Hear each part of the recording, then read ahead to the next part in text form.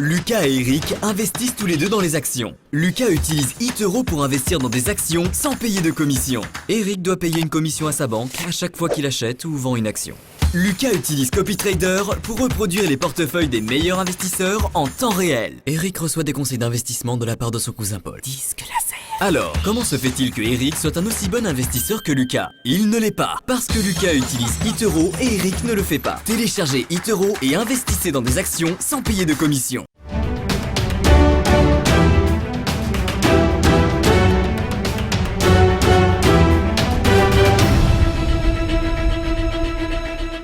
Comment évolue le CAC depuis hier? On en parle avec Xavier Fenot, associé chez Interactive Trading ce matin. Bonjour Xavier. Bonjour Éléonore. Alors après une hausse avant-hier, le CAC a lourdement chuté hier avec les craintes d'une aggravation de la pandémie et les tensions commerciales. Est-ce que cet effet yo-yo va-t-il persister ? C'est possible parce qu'on est affaire, comme vous venez de le dire, à des marchés quand même schizophrènes. C'est le mot. Début de semaine dernière, on avait eu, après une panique générale sur les marchés, l'intervention de Powell la semaine d'avant. Après, la Fed intervient sur des rachats d'obligations sur le marché secondaire. Du coup, on réinverse la tendance. Ensuite, il se passe plus rien parce qu'on n'a pas de nouvelles, que ce soit d'un point de vue macro, micro, mais également au sujet de la situation, que ça soit sanitaire, mais également économique. Il y a 2 jours, on a des PMI quand même qui était plutôt bon, voire très bon, et le marché n'a absolument pas réagi. Donc là, vous venez de le dire, nouvelle inquiétude au sujet du Covid, des risques bien évidemment liés à un reconfinement, etc., etc. Donc ça pèse forcément sur les marchés qui n'avaient rien à se mettre sous la dent depuis quand même quasiment une semaine et demie. Donc oui, retournement de situation. Le CAC a échoué sur une zone de résistance qui est d'ailleurs entre parenthèses quand même plus propre d'un point de vue technique que les autres indices, puisque l'indice, son homologue, l'indice allemand DAX, lui était légèrement passé au-dessus du range dans lequel on évoluait depuis maintenant une semaine.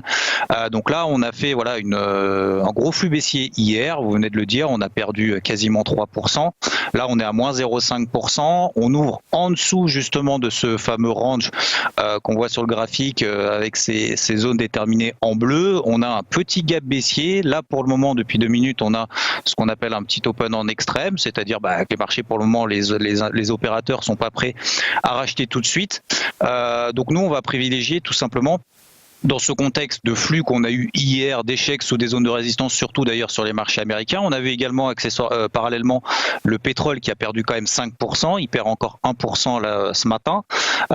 Donc ça montre effectivement une défiance un peu du marché qui avait encore une fois rien à se mettre sous la dent. Donc pour le moment, on va privilégier tout simplement, de manière vraiment simpliste, le flux qu'on a eu hier, tant qu'on ne repasse pas au-dessus des 4920 sur le CAC. 4920, ça correspond à peu près à 50% de la bougie impulsive qu'on a faite hier en daily.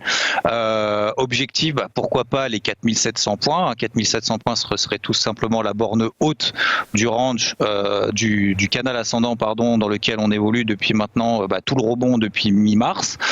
Donc 4700 points, ce serait à ce moment-là peut-être une opportunité d'entrer à l'achat si on a une réaction des investisseurs à ce moment-là et qu'on a un apaisement par rapport aux news qu'on a eu hier.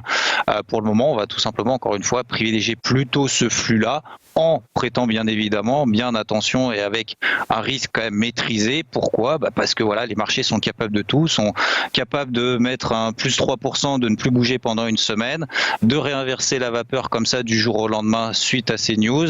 Encore une fois, le marché ne réagit absolument pas à toutes les news macroéconomiques, il ne réagit uniquement à ce qui est lié, que ce soit au Covid, mais également des interventions des banques centrales.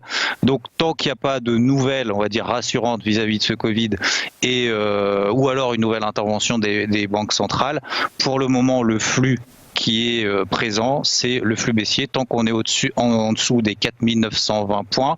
Petit niveau intermédiaire à 4880. Donc tant qu'on ne repasse pas là au-dessus, on va privilégier ce mouvement baissier sans ambition plus que ça. Encore une fois, faut essayer de composer avec ce que nous donne le marché et lorsqu'il nous donne ce type de flux, faut essayer de se placer, ne pas anticiper que ce soit les réactions sur les zones ou que ce soit les mouvements on va dire sur plusieurs jours. On va privilégier tout simplement l'intraday tant qu'on est en dessous des 4920 et en intraday sous les 4900 points, flux baissier, pourquoi pas jusqu'à 4007. Merci Xavier Fenot de nous avoir éclairé sur la question. On se retrouve dans quelques instants pour les Market Movers.